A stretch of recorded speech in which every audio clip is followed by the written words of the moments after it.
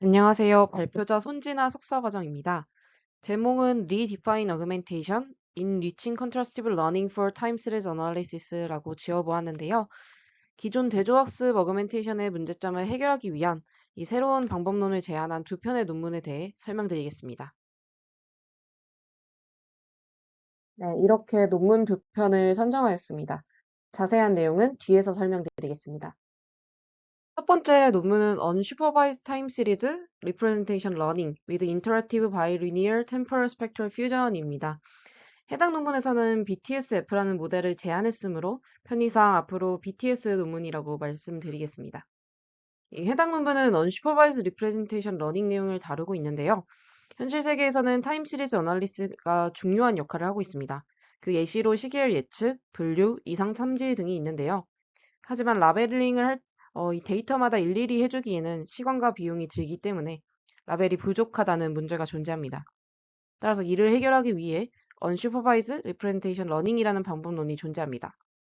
이는 unlabeled 데이터셋으로부터 좋은 리프레젠테이션을 얻기 위해 라벨이 없어도 되는 이 프리텍스트 태스크를 정의해서 이 학습을 진행한 뒤 학습된 모델의 파라미터를 이 다른 다운스트림 태스크, 예를 들어 예측, 이성 탐지 등의 태스크에 적용을 해서 파인 튜닝을 하는 학습 방식입니다. 하지만 저자는 기존 연구들이 이 시간축 기준으로 컨트라스티브 페어를 구성하는 이 세그먼트 레벨 반복 모델이 대부분이라고 얘기하며 세그먼트 레벨 메소드 모델에는 두 가지 한계점이 존재한다고 합니다. 먼저 세그먼트 레벨 어그멘테이션은 롱텀 디펜던시와 글로벌 컨텍스트를 포착하기 힘들다는 한계점이 존재합니다. 예시를 들어 설명드리겠습니다. 여기 4개의 모델은 본 논문에서 비교 모델로 계속 언급되는 기존 세그먼트 레벨의 모델들입니다. 모델에 대한 자세한 설명보다는 해당 모델들이 컨트라스티브 페어를 어떻게 생성하는지에 대해서 간단히 말씀드리겠습니다. 첫 번째 모델인 SRL은 이 YI라는 타임 시리즈에서 랜덤하게 서브 시리즈를 선택을 하고 이를 기준이 되는 X 레퍼런스라고 설정을 합니다. 보통 대조학습에서 앵커라고도 말을 하는데요. 그리고 X 레퍼런스에서 또 랜덤하게 서브 시리즈를 선택을 해서 여기 보이는 초록색 세그먼트 이 부분을 포지티브 페어로 만듭니다. 그리고 포지티브 페어를 만든 변수를 제외한 이 다른 시계열에서 랜덤하게 자른 세그먼트, 여기서는 빨간색 세그먼트를 네거티브 페어로 설정을 합니다. 두 번째 TS-TCC 모델은 이 전체 시계열의 어그멘테이션을 하지만 후에 시계열을 잘라서 사용하기 때문에 학습 과정에서 세그먼트를 사용한다고 볼 수 있습니다. 세 번째 CPC 모델도 이 시계열을 부분적으로 나누어서 기준이 되는 타임 스텝이 있으면은 랜덤하게 다른 타임 스텝을 포지티브로 그리고 그 외에 다른 타임 스텝 중 하나를 네거티브로 설정합니다. 마지막으로 TNC는 이 정상성 테스트를 통해서 정상성이 최대가 되는 구간을 찾고 이 해당 구간 안에서 샘플링을 하면 이를 네이버후드 샘플로 그리고 그 구간을 벗어나서 샘플링을 하면은 넌 네이버후드 샘플링으로 설정합니다.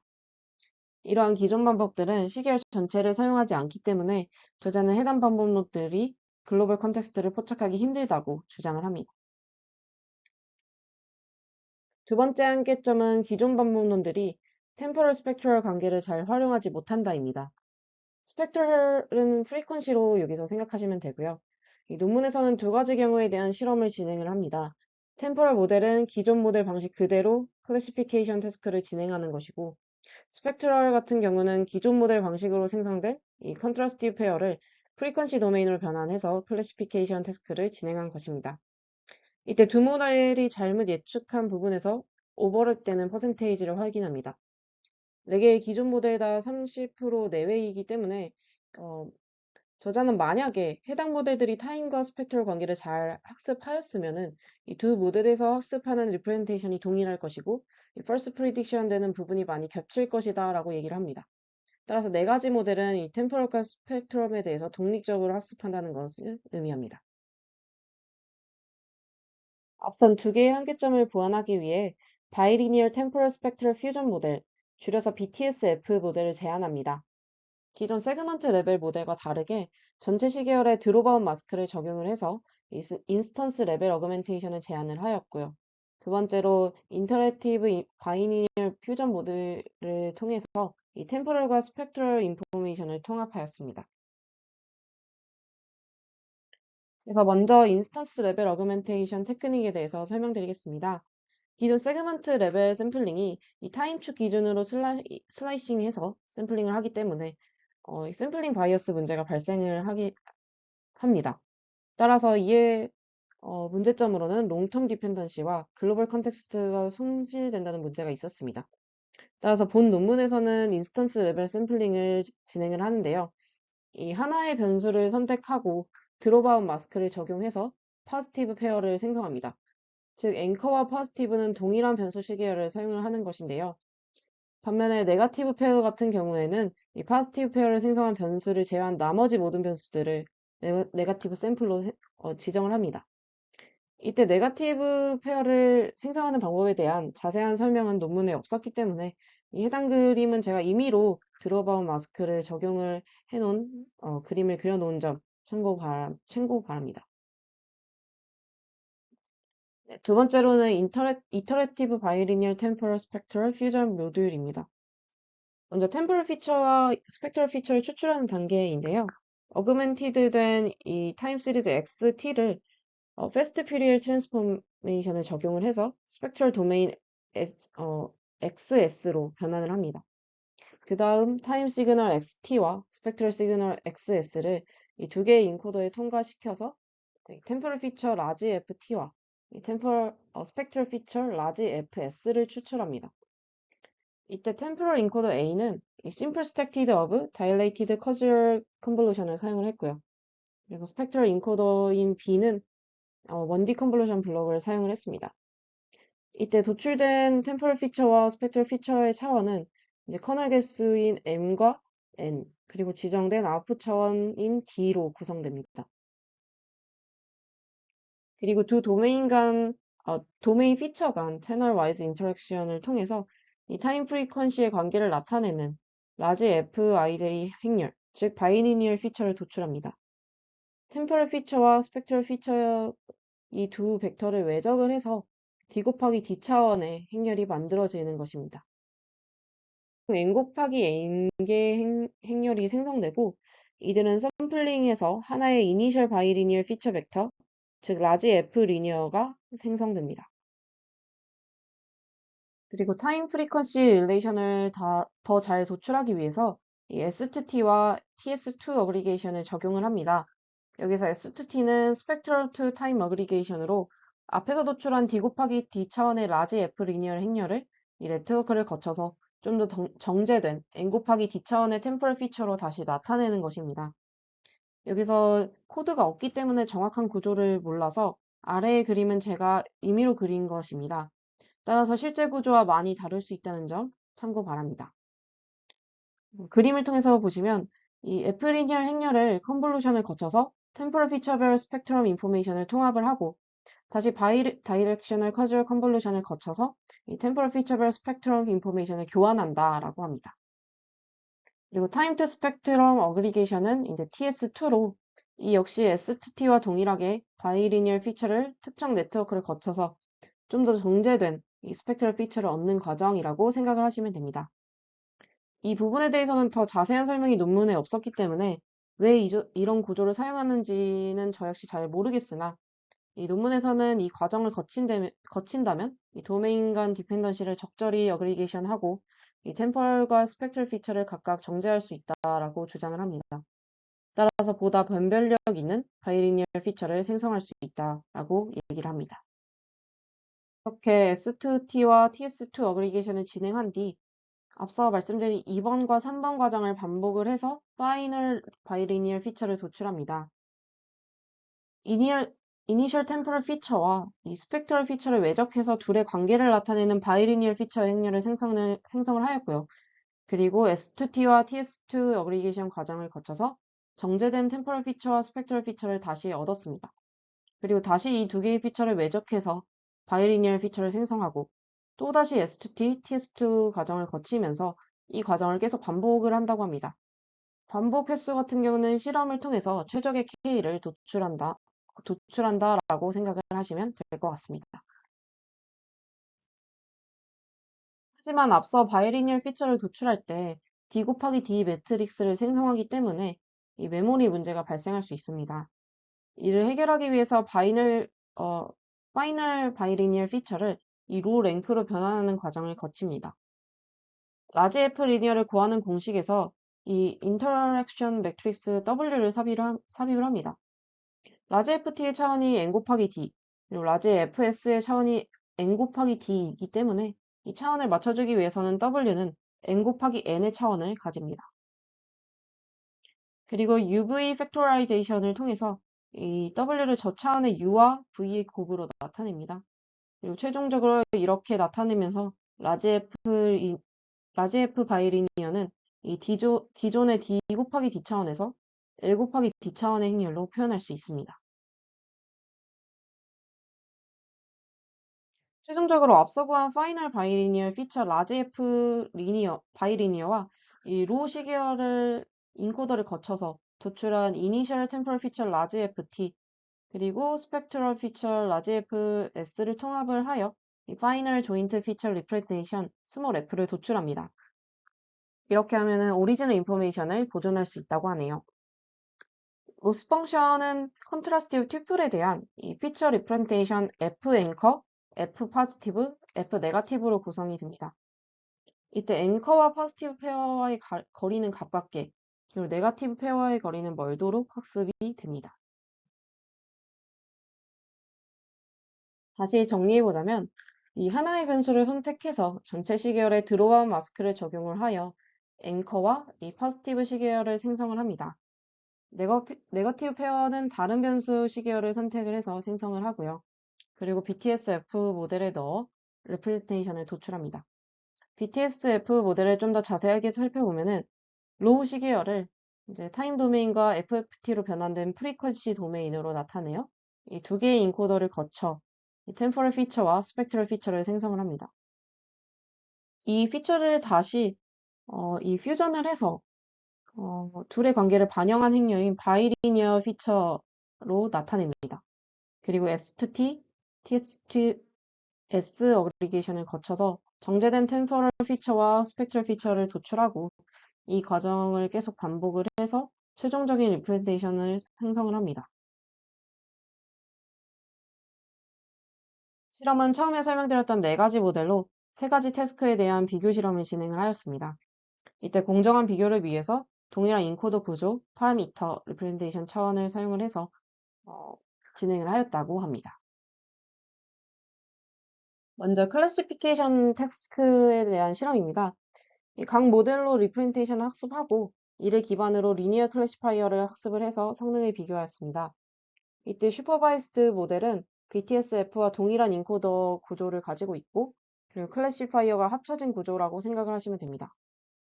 이때 여기서 BTS-F의 성능이 가장 높기 때문에 저자는 템포럴 피처와 스펙트럴 피처를 좀 적절히 활용을 해서 리프레젠테이션 러닝을 잘 수행했다라고 주장을 합니다. 두 번째는 포캐스팅 태스크 실험입니다.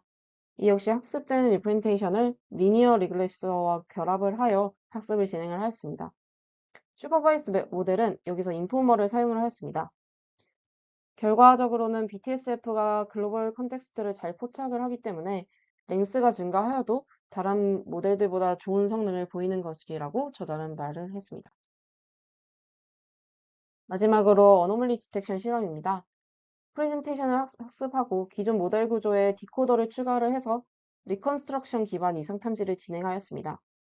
BTS-F의 성능이 가장 좋기 때문에 저자는 이를 통해서 이 모델이 롱텀 디펜던시를 잘 포착하고 그리고 잘 정제된 이 인포메이션을 잘 추출하였기 때문에 아웃라이어에 민감한 것이다 라고 얘기를 해야 합니다. 마지막으로 어블레이션 스터디입니다. 본 논문에서 사용된 인스턴스 레벨 어그멘테이션을 다른 12개의 어그멘테이션과 비교 실험을 진행을 하였습니다. HAR 데이터셋에 대해서 클래시피케이션 태스크를 진행을 하였는데요. 시각화된 결과를 보면은 드롭아웃을 사용을 했을 때 평균이 다른 기법보다 높고 그리고 분산이 작기 때문에 적절한 기법이라는 것을 증명을 하였습니다. 또한 이터러티브 바이리니얼 퓨전이 이 템포럴과 스펙트럴 관계를 잘 학습했는지에 대해서 실험을 진행하였습니다. 처음에 설명드렸던 실험을 BTS-F도 진행을 한 것이라고 보시면 됩니다. 템포럴 모델 같은 경우에는 S2T에서 도출된 템포럴 피처를 사용을 하였고, 스펙트럴 같은 경우에는 T2S에서 도출된 스펙트럴 피처를 사용했다고 합니다. 결과는 BTS-F가 오버랩되는 부분이 90%가 넘는 것을 확인할 수 있습니다. 따라서 저자는 BTS-F가 이 템포럴과 스펙트럴 관계를 잘 학습했다라고 주장을 하는데요. 하지만 사실 실험에서 쓰인 이 S2T와 TS2에서 도출된 이 피처는 이미 그 전에 바이리니어 피처에서 도출되었기 때문에 관계 정보가 이미 포함된 상태입니다. 따라서 이제 해당 실험이 좀 공정한 세팅은 아니라고 저는 생각이 듭니다. 그래서 마지막으로 이 정리를 하자면 BTS-F 같은 경우에는 기존 대중학습이 세그멘트 레벨 메소드가 대부분이고 이 세그멘트 레벨 메소드의 문제점은 롱텀 디펜던시와 글로벌 컨텍스트를 포착하기 힘들고 그리고 템포럴 스펙트럴 관계를 잘 활용하지 못한다라고 얘기를 합니다. 따라서 인스턴스 레벨 어그멘테이션, 즉 전체 시계열의 드롭아웃 마스크를 적용하는 것과 인터랙티브 바이리니얼 템포럴 스펙트럴 퓨전으로 해당 문제를 해결하였다고 합니다. 그리고 제가 생각하는 이 논문의 리미테이션은 첫 번째로 제가 발표에서는 언급드리지 않았지만 논문 초반에 12개의 어그멘테이션 방법론, 그리고 128개의 분류 데이터, 그리고 6개의 다른 모델 구조로 실험을 진행을 해서 이 기존 어그멘테이션 성능이 데이터셋마다 일관되지 못하다는 결론을 내렸었습니다.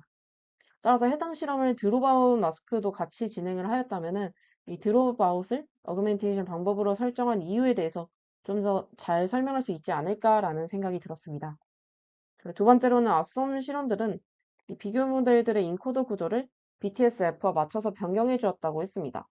하지만 인코더에 따라서 성능이 많이 달라지는 경우도 있기 때문에 이 비교 모델들의 인코더를 기존 구조로 가져갔을 때 과연 성능이 어떻게 될지, BTS-F가 소타의 성능을 보여줄 것인지에 대해서 좀 궁금증이 생겼었습니다. 또한 어그멘테이션 시 서로 다른 변수를 파지티브, 네거티브로 설정을 하는데 이렇게 하면은 변수 간의 관계가 반영이 될지, 또한 시계열 길이가 길어진다면 이 인코더를 거쳐 고정된 크기의 리프레젠테이션을 변환하는 과정에서 과연 이 모델이 롱텀 디펜던시를 잘 반영할 수 있는지에 대한 의문도 들었습니다. 그리고 마지막으로 공개된 코드가 없기 때문에 이 모델의 구조, 의미 등을 제대로 알 수가 없어서 좀 아쉬웠던 논문이었습니다. 다음은 두 번째 논문인 심TS입니다. 대조학습은 유사한 인스턴스의 리프레젠테이션은 가깝게, 그리고 유사하지 않은 인스턴스의 리프레젠테이션은 멀게 위치하도록 학습하는 리프레젠테이션 학습 방법입니다. 본 논문에서는 대부분 대조학습 연구는 인스턴스 디스크리미네이션 방법에 의존한다라고 하면서 이 페어를 만들어서 학습하는 방법은 보통 클래시피케이션 다음 스트림 태스크에는 적합하지만 이 과거의 정보로 미래를 예측하는 폴캐스팅에는 적절하지 않을 수 있다라고 주장을 합니다. 또한 기존 반복론들은 성능이 파지티브 페어를 생성하기 위한 이 어그멘테이션 방법론에 따라 달라지는 문제점을 지적합니다. 특히 네거티브 페어를 생성할 때 이 시계열 특성이 의존적이기 때문에 다른 타입의 시계열에는 적합하지 않을 수 있다라고 합니다. 그리고 이제 기존 방법론에서 이 가정들을 살펴보면은 보통 같은 시계열에서 이 세그멘트끼리 멀리 떨어져 있을수록 유사도가 낮고 그리고 다른 시계열의 세그먼트끼리 유사도가 낮다라고 얘기를 합니다. 혹은 이제 시계열의 트렌드와 시즈널리티 컴포넌트로 분해된다는 가정이 존재를 하는데 저자는 이 가정들이 항상 성립하는 것은 아니라고 주장을 합니다. 다시 정리해서 말씀드리면 이 기존 연구들의 레가티브 페어 생성 방법이 가정이 틀린 경우가 존재하거나 폴캐스팅을 위한 레프레젠테이션을 학습하는데 적절하지 않을 수 있다라고 얘기를 합니다. 따라서 CMTS는 이 네거티브 페어를 사용하지 않고 그리고 과거의 세그먼트를 통해 미래를 예측하여 템포럴 디펜던시를 학습을 한다고 합니다. 전체 구조는 다음과 같이 간단한 구조를 가지고 있는데요.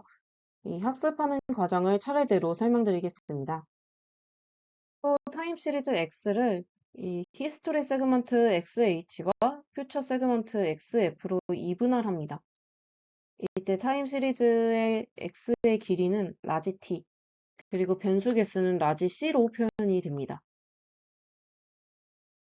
이분할된 히스토리 세그먼트와 이 퓨처 세그먼트가 인코더를 거쳐서 리프레젠테이션 ZH와 ZT가 도출됩니다. 이때 인코더는 같은 파라미터를 공유를 하는데요.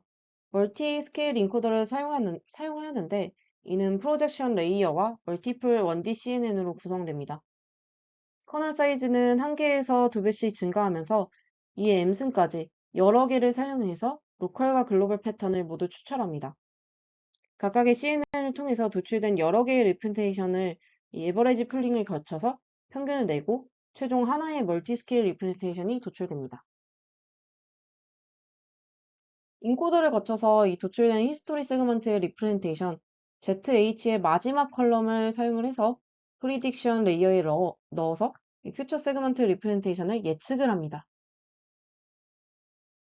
그리고 예측된 퓨처 리프레젠테이션 ZF와 실제 퓨처 리프레젠테이션 ZF의 유사도가 최대화되도록 학습을 합니다.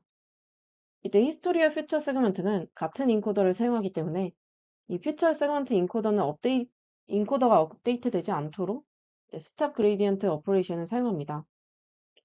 왜냐하면 이 실제 값이 예측 값을 닮아가면 안 되기 때문입니다. 로스 펑션 같은 경우에는 이 예측된 퓨처 리프레젠테이션과 실제 퓨처 세그먼트 리프레젠테이션이 유사해지도록 학습을 하는데 이때 sim은 네거티브 코사인 시밀러티를 사용을 합니다. 실험은 코스트와 TS200의 설정과 동일하게 가져갑니다. 이 두 모델은 최신 모델로 자세한 설명은 저희 연구실의 ES 석사과정의 코스트 관련 발표와 황우영 석사과정의 TS200 영상을 보시면 됩니다. 간단하게 설명드리면 이 코스트는 시즈널과 트렌드에 관련된 디스인탱귤먼트라는 이 모델을 통해서 시즈널과 트렌드 리프레젠테이션을 학습을 하고 이를 통합해서 로버스트한 리프레젠테이션을 도출하는 모델입니다. TS200 같은 경우에는 이 타임 시리즈 마스크 어그멘테이션과 이 템포럴 컨볼루션을 사용하는 리프레젠테이션을 도출하는 하이라키컬 컨트라스티브 러닝 프레임워크입니다. 본 논문에서는 각 모델을 학습을 해서 리프레젠테이션을 획득한 뒤에 이를 리그레이션 모델에 넣어서 L 타임 스텝을 예측하는 태스크를 진행을 하였습니다. 트레인과 밸리데이션 테스트는 6대 2대 2로 나눠서 밸리데이션 셋에서 가장 성능이 좋은 파라미터를 사용을 하여 이 테스트 시 프리딕션 에러를 도출해서 성능을 구했습니다. 그리고 원 시결이 있으면 이를 402 길이의 서브 시퀀스로 분할한 뒤 이를 각각 201개의 타임 스텝을 가지고 있는 히스토리 세그먼트, 퓨처 세그먼트로 이분할을 합니다. S라인은 5개의 모델을 사용했습니다. 여기서 투 스테이지 리프레젠테이션 러닝은 이 리프레젠테이션 러닝을 하는 모델과 프리딕션 모델로 나뉘어서 이 투 페이지로 학습하는 학습 방법을 의미하고 그리고 엔드 투 엔드는 퓨처 익스트랙션과 프리딕터가 하나의 모델로 존재하는 학습 방법입니다. 데이터는 6개의 퍼블릭 벤치마크 데이터도 사용하였고 일렉트리시티 트랜스포머 템퍼러처 이 ETT라는 데이터셋은 샘플링 프리퀀시에 따라서 분류됩니다. 따라서 샘플링 프리퀀시가 시간 단위면은 뒤에 h가 붙고 그리고 분 단위면은 뒤에 m이 붙는 것을 참고하시면 될 것 같습니다.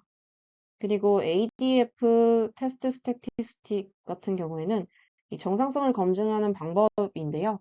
이 해당 값이 작을수록 더 정상성이 있는 데이터라고 생각을 해주시면 됩니다. 실험 결과입니다.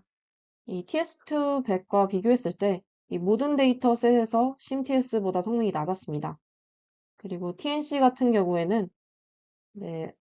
하나의 데이터셋에서 심TS보다 성능이 좋았는데 이는 여기 exchanging 데이터셋이라는 것이 좀 레스스테이셔널리한 그 데이터이기 때문에 정상성을 기반으로 페어를 만드는 이 TNC가 인접한 패턴과 멀리 떨어진 패턴을 잘 구별했기 때문이라고 얘기를 합니다. 또한 코스트 같은 경우에는 이 웨더 데이터에서 심TS보다 성능이 좋았는데요. 이는 해당 데이터셋이 more stationary한 그 데이터셋이기 때문에 코스트의 시그널과 트렌드 디스인탱귤러먼트가 좀 유용한 인포메이션을 잘 추출했기 때문이라고 주장을 합니다. 하지만 전체적으로는 심TS가 여러 데이터셋에서 높은 성능을 보였기 때문에 이제 제너럴하고 로버스트한 성능을 보였다라고 얘기를 할 수 있습니다. 어블레이션 스터디입니다. CMTS는 백본 모델로 멀티스케일 CN을 사용했는데 이를 TCN과 LSTM으로 변경하였을 때 성능을 비교하였습니다. 보시면 본문에서 사용한 방법론이 적절하다는 것을 성능을 통해 알 수 있습니다. 또한 스탑 그레이디언트 오퍼레이션에 대한 비교 실험으로 이제 A는 기존 방법, 그리고 B는 아예 사용하지 않는 경우, 그리고 C는 이 퓨처 인코더가 아닌 히스토리 인코더에 적용한 경우입니다. 이 역시 결과를 보면은 기존 방법이 적절하다는 것을 확인할 수 있었습니다. 그래서 정리를 해보자면 기존 대조학습은 어그멘테이션에 따라서 성능이 달라집니다. 하지만 이 CMTS는 풀캐스팅을 위한 리프레젠테이션을 잘 학습하기 위해서 네거티브 페어를 사용하지 않았고 그 히스토리로 퓨처 세그먼트를 예측하는 프리테스트 태스크를 진행을 하였습니다. 그래서 6개의 데이터셋에서 대부분 가장 좋은 성능을 도출하였고요. 그리고 앞서 설명드리진 않았지만 추가로 실험한 부분에서 기존 소타 모델인 TS200과 포스트가 특정 데이터셋에서만 좋은 성능을 보인다는 한계점을 실험을 통해서 증명을 하였습니다. 하지만 제가 생각하는 리미테이션은 먼저 리프레젠테이션 학습하는 프리테스트 태스크와 이 다운스트림 태스크가 모두 다 예측이기 때문에 결국엔 성능이 좋을 수밖에 없지 않을까라는 생각을 했습니다. 만약에 리프레젠테이션 러닝이 잘 됐다고 주장을 하려면 다운스트림 태스크가 풀캐스팅만 하는 것이 아니라 어노멀리 디텍션이나 클래시피케이션에서도 실험을 했으면은 좀 더 좋은 논문이 되지 않았을까라는 생각을 했습니다. 그리고 해당 논문은 이 방법론이 언슈퍼바이스드라고 주장을 하였지만 결국 프리테스트 태스크가 예측이기 때문에 과거를 통해서 미래를 예측하니까 이 미래 자체가 라벨을 사용했다고 볼 수 있을 것 같습니다.